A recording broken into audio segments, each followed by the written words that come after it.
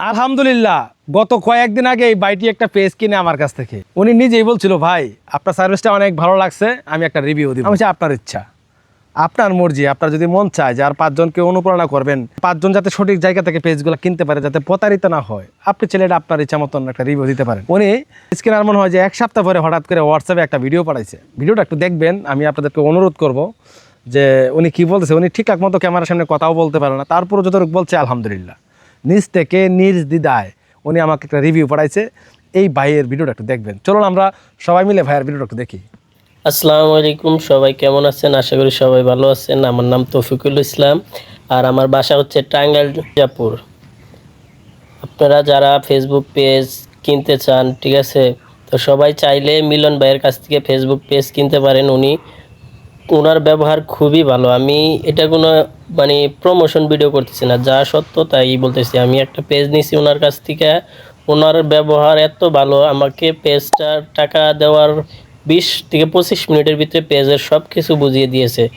চাইলে আপনারা প্রতারিতার শিকার না হতে চাইলে ওনার কাছ থেকে নিতে পারেন। আপনারা বুঝতেই পারতেছেন আমি কিন্তু ভালোভাবে গুছিয়ে কথাও বলতে পারি না, আমি প্রমোশন ভিডিও বানাচ্ছি না আর কি।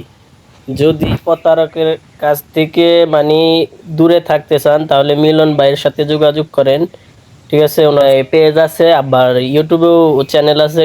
ওনার কাছ থেকে পেজ কিনেন, আশা করি ওনার কাছ থেকে আপনারা নিরাশ হবেন না। ওনার সার্ভিস খুবই ভালো। ভাইকে অসংখ্য ধন্যবাদ, উনি নিজ থেকে একটা রিভিউ দিছে। তো উনি আসলে, আমি ওনার বিষয়ে একটু বলি আপনাদেরকে। উনি একজন প্রবাসী লোক ছিল। উনি প্রবাসে যাওয়ার পরে উনি প্রবাসে গিয়ে টাকা ধরা খায়। মানে প্রবাস থেকে যদি কেউ 1-1.5 মাস পরে জেল কেটে বাড়িতে আসে, তার কি অবস্থা হবে? প্রবাসে গেলে একটা মানুষ তার বাড়ি জমি সুদ বিভিন্ন কষ্ট করে, আসলে প্রবাসে কারা যায়? ধনী লোকরা যায়, আমাদের মতন গরিব মানুষরাই যায়। আর প্রবাসে গেলে মিনিমাম টাকা লাগে আপনার 5 লাখ থেকে 10 লাখ থেকে 15 লাখ টাকা। এই অনেক টাকা ব্যয় করে সে প্রবাসে যায়। প্রবাসে গিয়ে সে হঠাৎ করে সমস্যা হওয়ার কারণে সে আবার দেশে চলে আসে, তাকে দেশে পাঠায় দেয়। তো আমি দুঃখের কথা একটু বলি, উনি প্রবাসে থাকা অবস্থা আমার কাছে একটা পেজ কিনতে বলছিল। এমনকি ওই পেজটা ওনার জন্য রাইকেও দেওয়া হয়েছিল 25 দিন। উনি বলছে যে আগামী মাসের 5 তারিখ বেতন পাওয়ার পরে উনি আমার কাছে পেজটা নেবে। কিন্তু ওনার জন্য ওনাকে দাড়ি মুখে এমন লোকটাকে দেখে মনে হচ্ছে বিশ্বস্ত লোক। পরে আমি পেজটা রেখে দিই। হঠাৎ করে ওনার কোনো খোঁজ নাই, কোনো হদিস নাই। উনি 1 মাস জেল কাটে। জেল কাটার পরে দেশে এসে আমাকে মেসেজ দেয় যে আমাকে মাফ করে দিন, আমি আপনার কথা রাখতে পারলাম না, তো আমি কয়েকদিন পরে টাকা অ্যারেঞ্জ করে আমি আপনার কাছে একটা পেজ কিনবো।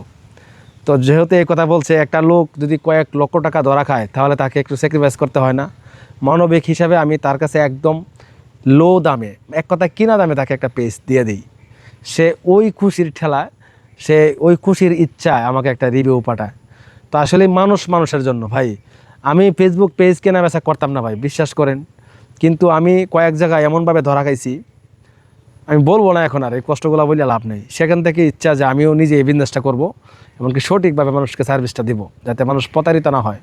তো আপনারা চাইলে এই ভিডিওটা শেয়ার দিতে পারেন, যাতে মানুষ প্রতারিত না হয়, সঠিক জায়গা থেকে সঠিকভাবে পেজগুলো বুঝে পায়।